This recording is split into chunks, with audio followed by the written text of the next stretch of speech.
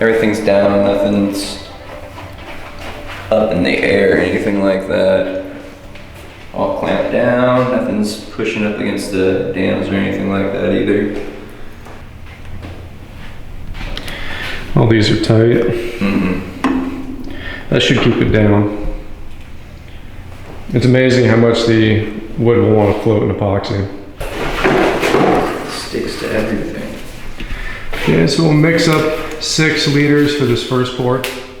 Probably use another 6 before we're finished. So I'm measuring this one out to 4 liters since it's a 2-to-1 ratio on these.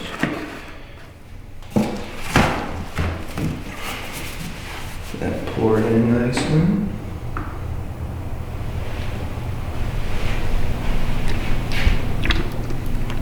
And just about there. Sweet. Awesome. Put that all.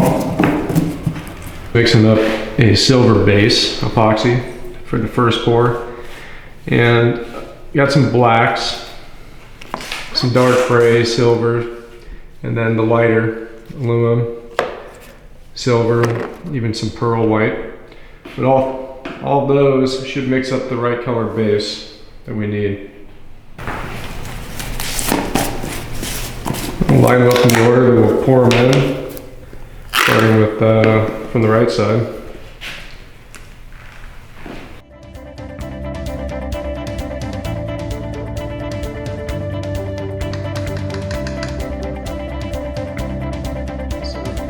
Medium gray. Yeah, let's go ahead and mix this up.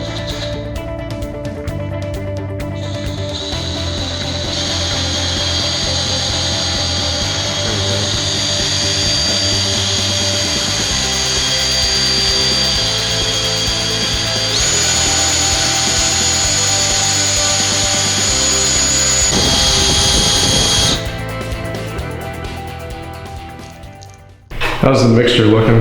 It's looking pretty good. I think we got all the pigment blended in nice and good. It's got that nice marbly effect. Probably add in a few more. Get it to be a little bit more silver. Yeah, a little bit lighter of a color. Yeah, why don't you put in a little bit more of that, the lightest, yeah, exactly, that one. Put in 2 scoops of that.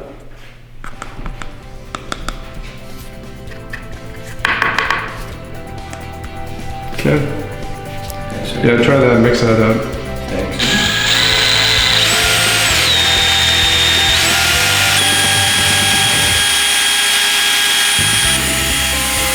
I think we're ready to pour that one.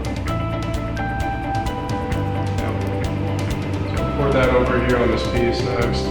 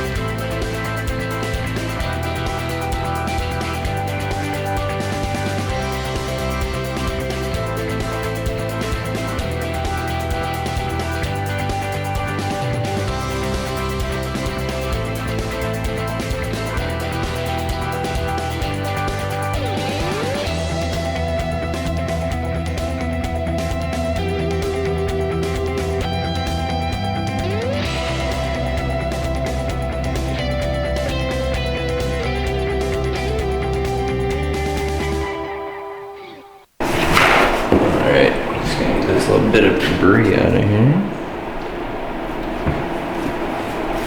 Then we need that torch. Brought the bubbles to the surface. Right there. You still quite a few down there.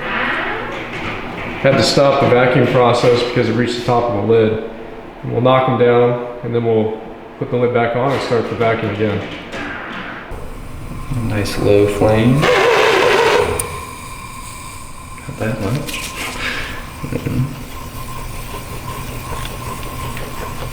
That knocks down all the bubbles that were brought to the top that didn't pop on their own. If you leave it in there long enough, they will, but the problem is it reaches the top. We don't have a deep enough chamber or bucket to allow the bubbles to just keep growing and larger, more of them. So we stop it and we knock them down with this open flame, which pops the bubbles. You gotta be quick, you don't wanna let that flame sit on the epoxy, it will burn it. But nice even motions, real fast across. You can see it knocks down the bubbles. Yep.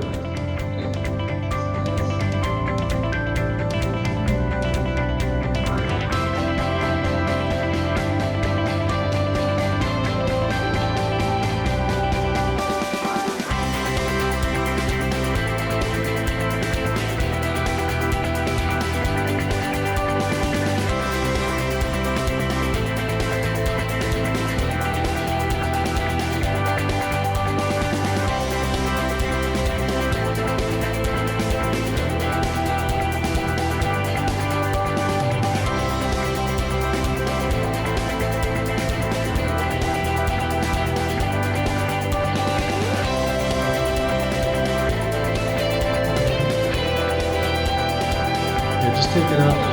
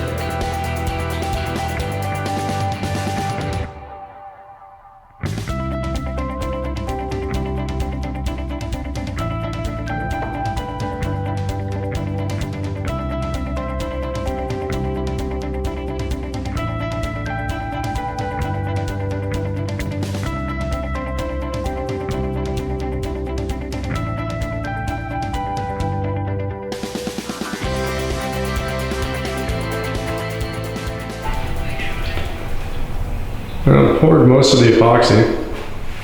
How's it looking? It's looking pretty good. We might need a little bit more, but for the most part, yeah. I think we were just maybe about 1 liter off on the guesstimate. The dam seemed to be holding up, no leaks. No, sir.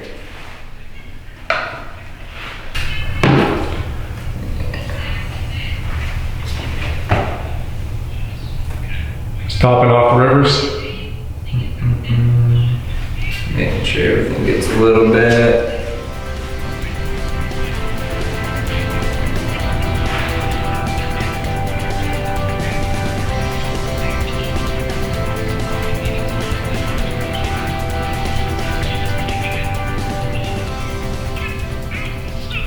Well, we'll just top off the rivers here. Poured what, 12 liters of epoxy so far. Probably gonna need a little bit more. And this is just that base epoxy. We'll come back and add in the auxiliary colored pigments. You do a brighter silver, a black onyx, maybe a medium gray. But this is looking pretty good. It's a good start. Just looking for new areas that we missed. These rivers are pretty deep. But the color turned out good. You can't see through the epoxy even with all this colored pigment. It's a nice solid color. Okay, let's mix up a little bit more. So we weren't quite able to get clamps, all the way over here. This table is too deep and you see clamps are too shallow. This piece right here is floating up. And we knew that was going to happen, but we wanted to go ahead and do the big pour without having a support going across holding it down. So we're going to build a dam now. We're going to build a pillar now and probably place it right here. So I'm just getting an idea of how wide That should be good. So we'll just cut it here, wrap it in tape. This will act as a pillar, and then we can put a beam all the way across. So let's go get this cut.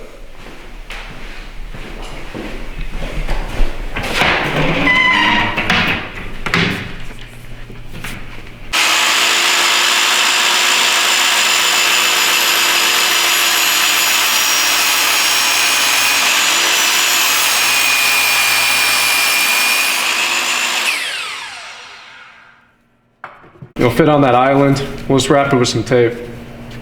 Well, we got this taped up. It should fit right here. It'll be that pillar. Okay, so let's make sure this is centered again.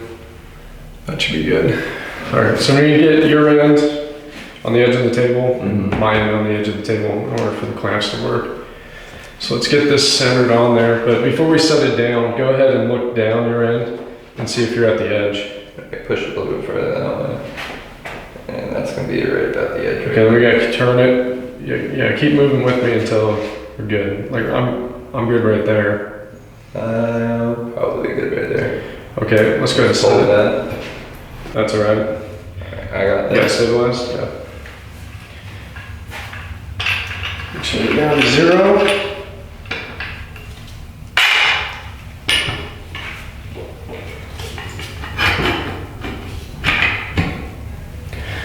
It's going to do a little bit of tension.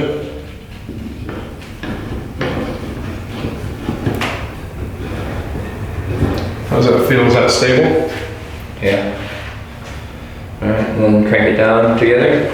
Yeah, let's just evenly crank it down. Let me see if this is looking level. Your side is up a little bit higher, it looks like. Let me know when it goes down level.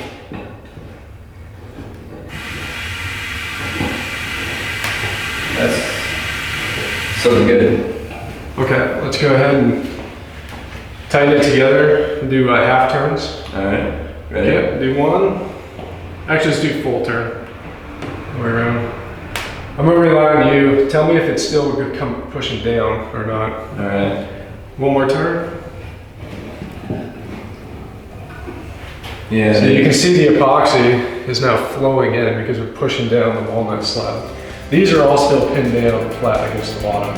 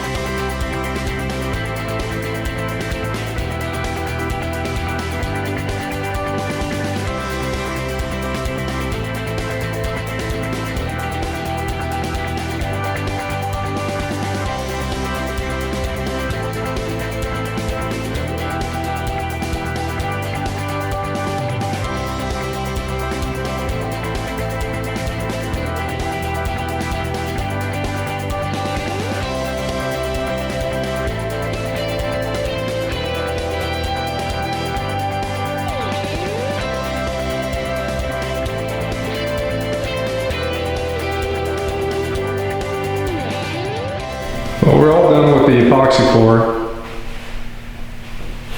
Mixed in our auxiliary pigment colors. We did a dark gray, lighter silver, and one that was similar to the base, which just kind of helps highlight the bold color that we wanted to begin with. But they mix together very well. You can see that it's a bit of randomness all throughout. Some darker swirl patterns. A lot of this emerged on its own, which is what we anticipate. But looks pretty good. Next thing we'll do is break it out of this, take the form off, and it'll need to get surfaced, and then we can do the finish work.